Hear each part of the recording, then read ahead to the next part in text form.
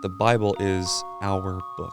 You look at doctors, you look at teachers, you look at any other occupation. Every occupation has some specialty, their book, if you will. For us as pastors or missionaries, the Bible is our book. Yeah. Like that's the thing that we ought to be specialized in.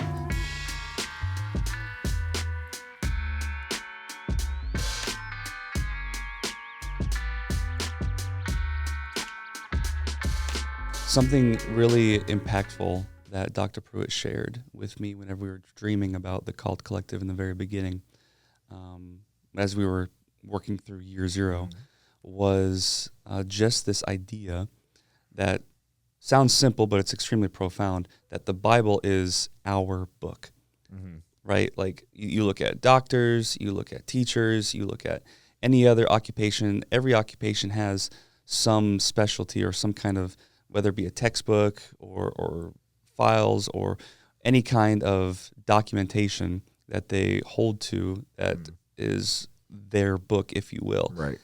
For what they do and what they specialize in. For us as pastors or missionaries, any form of ministry that we're stepping into, the Bible is our book. Yeah. Like that's the thing that we ought to be specialized in. We need to know it inward and outward. We need to be able to read it and enjoy reading it, know how to meditate on it, how to reflect on it, all that kind of stuff. And so the entire heart of the Called Collective is to be a Bible study that is able to present the Bible, which is our book as pastors and ministers, to students who are called into the ministry in a digestible manner that is able to explain the intricacies of the Bible as well as encourage and develop conversation between what is discussed within the Bible or what the Bible shares to us, what God's word speaks to us, allowing for more, allowing for diverse interpretations of God's word to better understand the fullness of God's word as we are stepping into ministry ourselves. So when you're going through this Bible study, are you going through the whole Bible or just a part of it? So, I mean, it's a funny story because it's evolved over the years, right? So year zero, we did do the entire Bible, and it was a 1 year long journey through the entire Bible, and it was a lot. Yeah. And so out of that year, probably 2 or 3 students out of the around I'd say about 15 or so. Give or take, that were a part of it that year, actually read through the entire Bible. And a lot of people, they like how anyone does whenever they start a Bible in 1 year plan, you fall off at around Deuteronomy, if you're lucky. Most of the time it's Numbers or halfway through Exodus. Right. You gotta start Life happens, you miss a day, and then you miss another day, and it compounds, and you're like, well, crud, I don't know how to get back on track. I'm a day behind or a week behind. Yep. And so that was year one, where we did do the whole Bible, and then it has slowly evolved every year to where now we are kind of taking, we are kind of focusing on 2 parts of the Bible in 2 different sessions. So session 1, which we are currently going through right now for the spring semester of school, is focusing in on a book of the Old Testament.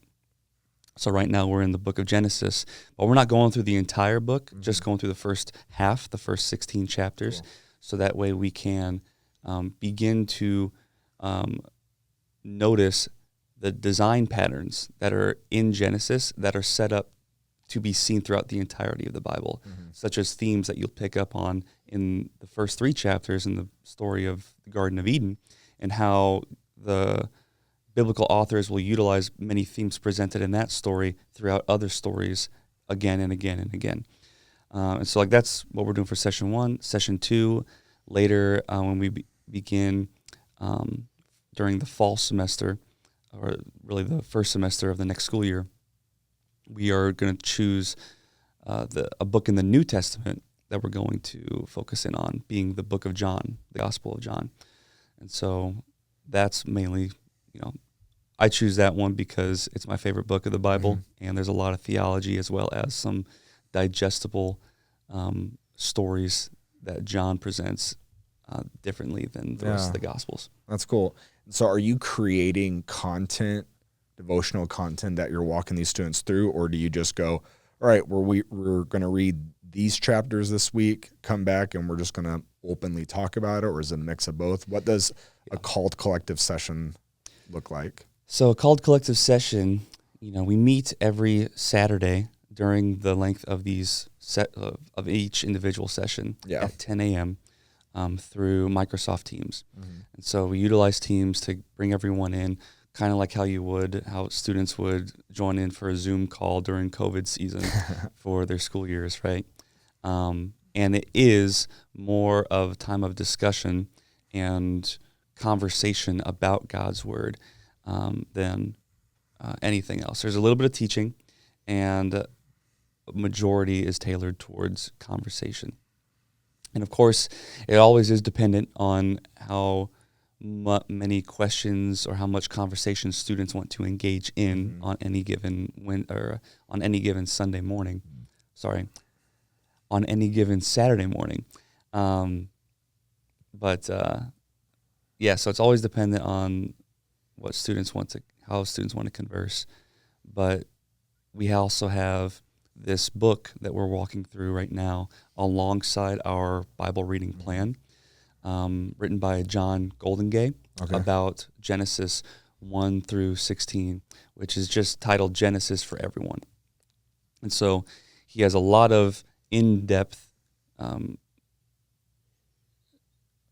it's kind of like an in-depth commentary, if you will, but not like a big book commentary, but like a small, like you can easily read it within a couple hours. Yeah.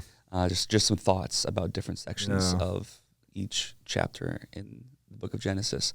And so my team and I, we get together, we read through it, we choose some things that are some really neat topics to discuss, and we bring a little bit of John Goldengay's content along with our own content from our own personal reading and present it to the rest of the students at our meeting. And then we just talk about it. This is a perfect opportunity for students who are in high school and exploring the call to ministry, even no matter what college they decide to go to eventually, just exploring the call to ministry or just interested in the Bible, period.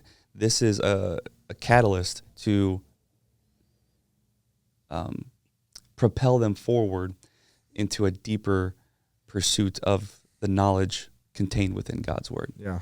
What victories, what wins, what stories have you seen come out of the Called Collective? And every year there has been a student that has decided to attend Called College as a result of their time. Wow. Or at least out of the impact that their time in the Called Collective has. The Called Collective gives them an appetite for the Word. Yes. You get this little appetizer and you're like, man, I want the full course. And they sign up for Called College and they get that in the 2 years that they're here. Exactly, because the Called Collective is not like it's not a college course or anything. The content it's likely content that we discuss will be presented or talked about in a college course. College level. Yeah. There was Isaiah who attended Called College as a result of his time in the Called Collective. And now he is on my team that is working with the Called Collective and leading students. That's cool. That's literally discipleship, recreating yourself. Yep. Sabrina was a part of the Called Collective. Just got hired on as New Hope and Glen Carbon's children's pastor. Yep. And so she, attended Called College as a result of that, or at least the impact of Called Collective. Nate Bauer was a part of the first Called Collective as well. Lily It's Ishtak now. She's married now. Lily Ishtak also was a big part of the first Called Collective. And there are definitely many more that were a part of the Called Collective, and in different ways. Yeah. Like Isaiah, he stands out because he was there every single weekend, and he showed up 30 minutes before just to hang out and talk, and stayed 30 minutes after. He was hungry for the Word. He was hungry for relationship, that fellowship. Yeah, that's cool. And that just continued to invigorate his hunger and his desire to be a part of the Called College family. And so that was year 1. Year 2, year 3, we've seen some other students come by, like Luke Cohl is another one who's coming to Called College now. Yep. He's one of my RLs. Yep. He's awesome. Leilani as well. So she was a big part of last year's Called Collective. And we've seen just recently, I had a short conversation with a guy named Alec, who was talking about what are the next steps that he needs to take in enrolling here at Called College. And so every year there's been at least one student that has come to Called College as a result of the Called Collective. But regardless of whether or not anyone decides to come to Called College through Called Collective, I think the whole point behind it and my heart for what it is that we're doing is just to get people into the Word, to get them to love it and enjoy reading it and talking about it. Because if you're going into ministry, you're going to be reading it a lot and you're going to be talking about it a lot. And so you need to learn to love it. You got to learn to love it. And you learn to love something by spending a lot of time with it. Exactly. So the Called Collective is great for students who are wanting to study the Bible at a college level, and especially important for students who are navigating the call to full-time ministry. And we are seeing students get their appetite for the Word at the Called Collective, and they're like, man, I want to know more. I want to go in deeper, so they sign up for Called College. If there's someone watching this or listening to this and they want to know more about the Called Collective or sign up for themselves, where do they start? Yeah, if you are wanting to be a part of the Called Collective and discovering